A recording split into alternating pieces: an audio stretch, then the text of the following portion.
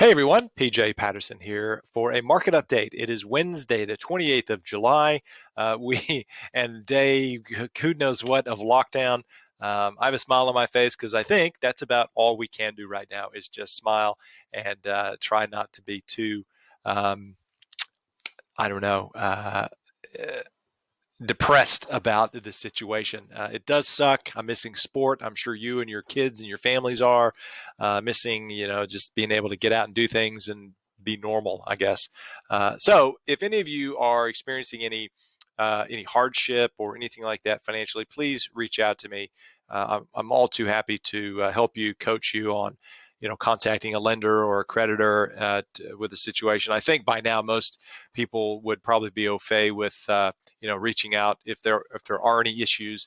And believe you me, all of the financial institutions in Australia would undoubtedly be on notice from state government, federal government to cooperate and help their clients out because obviously a lot of this stuff has nothing to do with you. It's not your fault that they've imposed lockdowns and things of this nature. So anyway, again, if you need anything, or if you just want to have a chat about something, or discuss anything to do with your finances, you know where to find me. Please ring or email or whatever. So with that, we have a lot going on in the markets. As I've mentioned in some previous updates, we are in a phase transition right now. And so the three things I'm going to focus on today really are discussing, first of all, where we're at right now.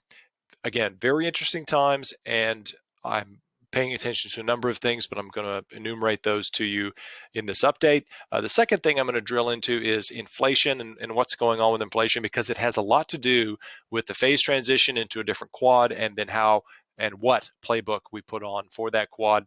And then finally, I'm going to talk about the actual sort of quad 3 portfolio and what that looks like, and the positions and things that'll get added into that. So first things first, just to give you a little bit of a run around the macro pool, a lap around the macro pool, we've got a lot going on. China in the last week to 10 days has been absolutely smoked. So Hong Kong and Shanghai's indices have kind of gone into crash mode. Like, I don't know what they're actually trading at the moment. I didn't really look at that today. I'll just out of curiosity see if they've gone down any more today, but they are certainly getting smacked around. China's doing some stuff on the regulatory front that's exacerbating that. Okay, so they had a big bounce today, but we'll see what transpires there. Hopefully they won't go into a crash, but they've certainly had horrendous performance.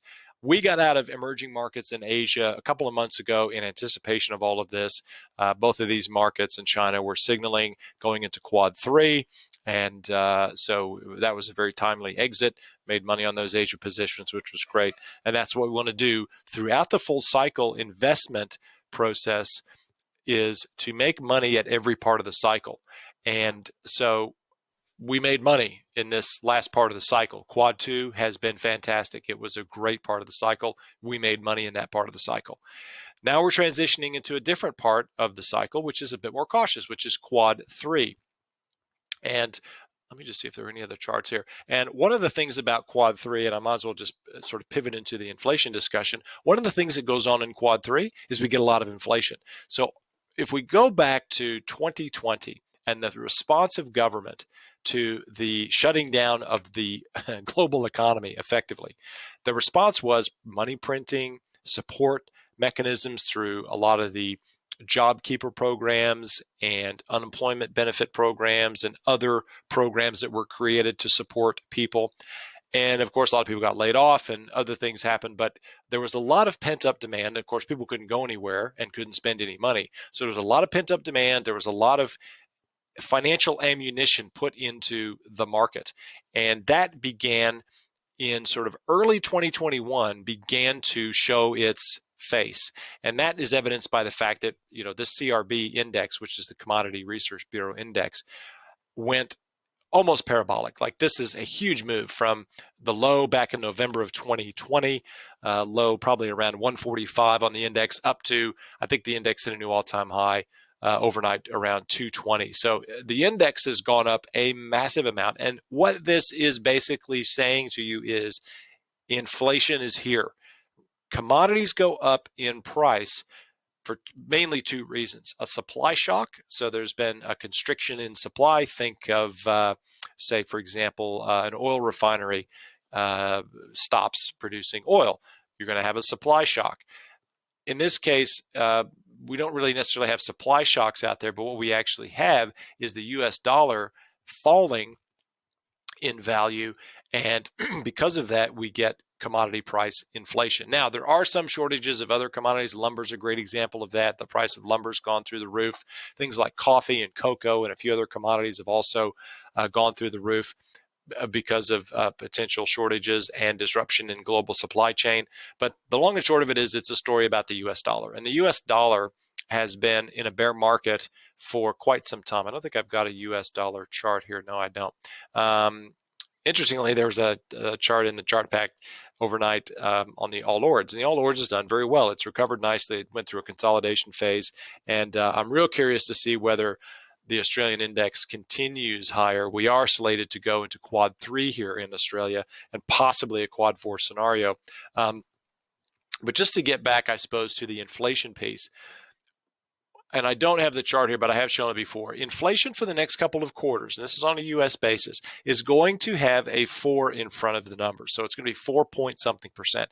That is pretty big inflation.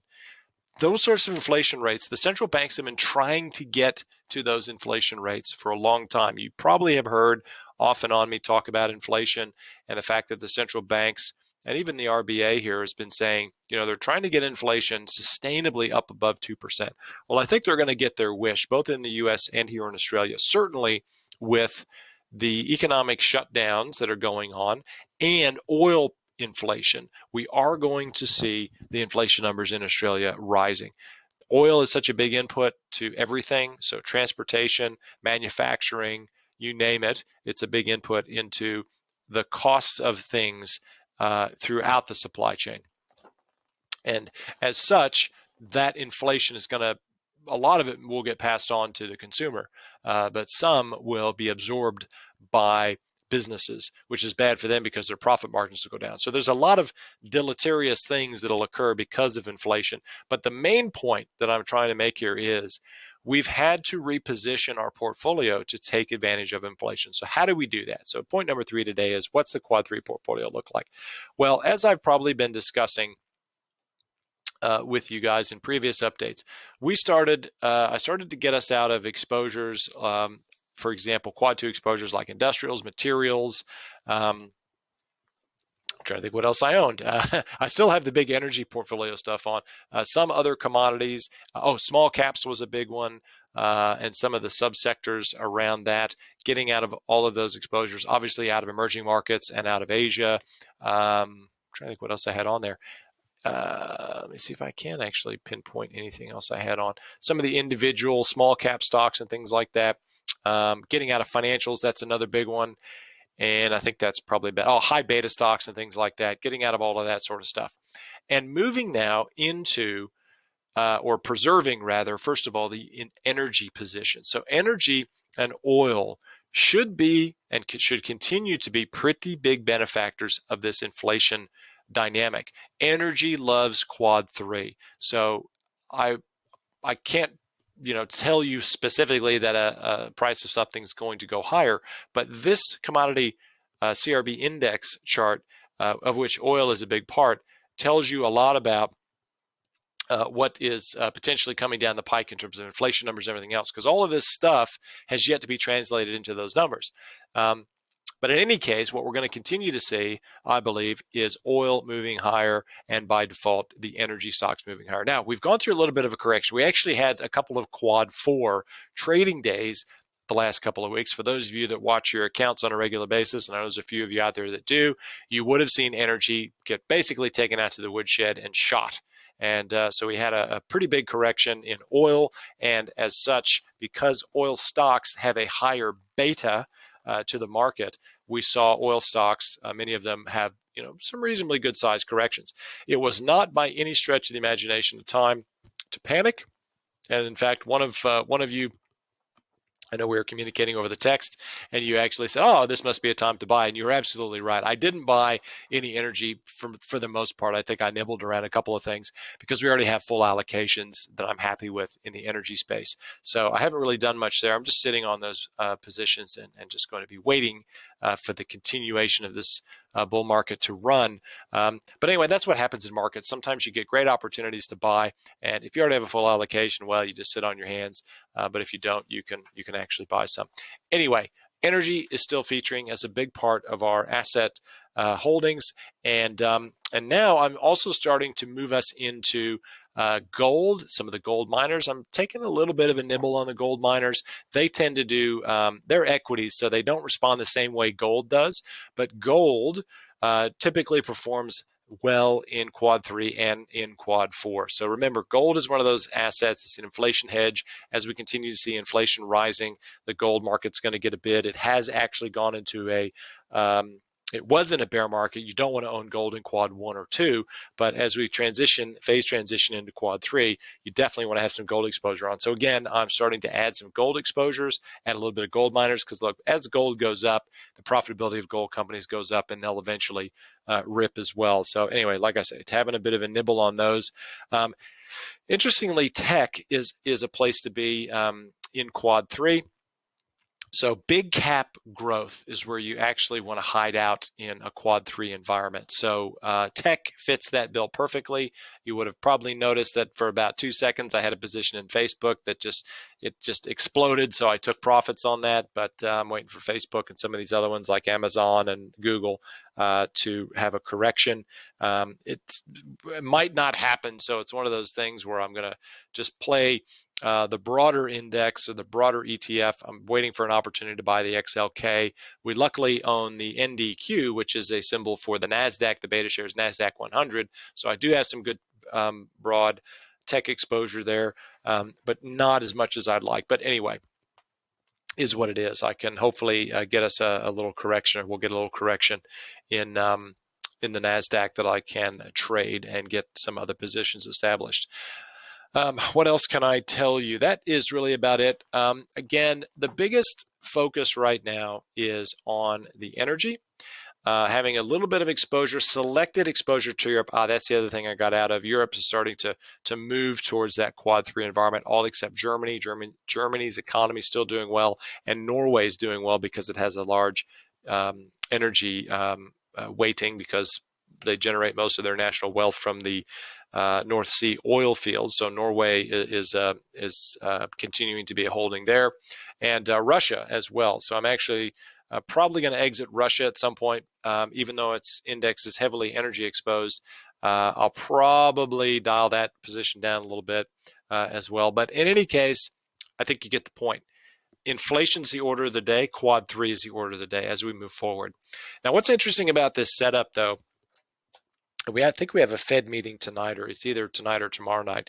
But it's going to be interesting to see what the Fed says about inflation and what they're going to do about it. The Fed is chronically behind the curve when it comes to all this stuff. I don't know what it is about central bankers and them being behind the curve chronically, but they seem to always be behind the curve. So we'll just have to see what Powell does and what he says at the Fed meeting. I doubt they're going to do anything with interest rates at this point, but you never know. They might start making some. Some commentary about inflation. They're going to have to acknowledge it at some point. Now, they may not say anything about it at this meeting, or they might just kind of brush it off at this meeting. But I dare say next month, when they have their next meeting, they're going to have to acknowledge that inflation is here and it's not transitory. You might remember me using that word before. They talk about this transitory inflation, like it's gonna come and then it's gonna go. But it's not. It's actually going to stick around for a variety of reasons. So we still have a number of other things at play as well. So if we're really lucky here, we'll go into sort of a shallow quad 3, a shallow to mid normal quad 3, and then we'll bounce back into quite possibly a quad 1 or quad 2. Now that would be ideal. We don't want to see us deteriorate into a quad 4 environment. I am getting a bit ahead of myself here. It's very clear we're in quad 3 right now, and that is the way we're set up. probably be in quad 3 for another couple of months. But again, I think I've said this enough times. So for any of you who are new to the client base, this will be something that you will hear me say a lot, which is I reserve the right to change as the data changes. I am not a story guy. I'm not an emotional investor. I am using math's probable risk ranges and global macroeconomic data to drive the investment decisions that I make in your portfolios. And ultimately what this is, ladies and gents, is it's trying to position the portfolio for the highest probable outcome. Is it a guarantee that something's going to happen? No. Can anyone do that? Absolutely not. If you think they can, I think the guy that made that famously made the guarantee that he knew how the market was going to be, where the market was going to be, died in the last couple of months. His name was Bernie Madoff. Look him up. He was one of the last great Ponzi scheme guys, and lost a lot of money for people, or stole rather a lot of people's money. So no one can actually sit here and say that the market's absolutely going to do something, but the market leaves a lot of clues. And this is what I'm all about. And I think, again, for those of you that have been watching these updates and following along for the past year, well, 2 years now, I would say, know that that's how we roll now. We're rolling on what is the data saying, and how do we position the portfolio to take advantage of that. So, couple quick things I might just highlight. Actually, I'll just drag the, as I often do, drag the interactive brokers in. We'll just have a quick look at a couple things and I'll wrap this up. So volatility has actually been quite low. Now, one of the areas of vol where we've seen a spike is in the Russell volatility. So again, small caps, we did very well with small caps during quad 2, but small caps get crushed in quad 3. So they got jettisoned. Along with regional banks and a couple of other things. They got jettisoned in the last week or so. And I've begun to add in things like utilities. This isn't the current portfolio, by the way. I've got to amend that, so just ignore that stuff. But I've begun to add in some utilities, so Utes. We've got real estate investment trust stuff going in there. Basically things that are going to do well in an inflationary environment and have lower beta. So for those of you who don't know what beta is, just look that up in Investopedia or one of those things. It's basically how an investment reacts due to when the market reacts. So the market beta is 1. So if you have a low beta investment, something that's got a 0.5 beta, it means if the market goes up 1%, that investment typically will go up 0.5%. And vice versa. If you have a market correction of 1%, that thing should go down only 0.5%. So in the environment that we're in and going into, which is quad 3 and potentially quad 4, we want to be in low beta, low volatility, all that kind of stuff. Now, just to lock off the volatility thing, the VIX has still been quite low volatility, and we're continuing to see all-time highs in the S&P as well as the NASDAQ. So again, there are still places to play in this market, and there's still money to be made. There's always a bull market somewhere. You probably heard me say that as well. But there is caution that we want to exercise in particular parts of the market, the Russell, as I just highlighted there. And the other thing too, oil volatility had that spike in the last couple of weeks, but has come right back. So again, I'm really watching oil very closely. Oil and then the commensurate equities around oil. I think if we get that continuing of inflation and we get a continued breakdown in the U.S. dollar, we're going to see energy absolutely rip to the upside. We've already seen natural gas doing that. Again, select oil equities have done that, and I think we'll get a broad-based rally at some point in the oil equities. Anyway, that's what I'm positioning us for. That's what I'm watching intently to see how that plays out. And I think if it goes the way the probability of things look like they're supposed to go, then happy days. We're going to make some money in energy. Anyway, that's about it for today and for this week. So if anything changes in the next couple of days, if the Fed comes out and says something, ludicrous that causes the markets to gyrate madly, then I'll certainly give you an update. But right now, key takeaways from this update are we're well and truly into quad 3. We've phase transitioned into that, and the portfolio adjustments are being made and put on to take advantage of quad 3. So the final thing I want to say in the 20 odd seconds I've got, because I'm trying to keep these things under 20 minutes, is remember, in the full cycle investing strategy, we want to grow our capital when the time is right to grow it in that quad one and quad two. And we want to protect our capital when we go into the shit show, which is quad three and quad four. And that's what I aim to do to you. Have a good rest of the week. Talk to you soon.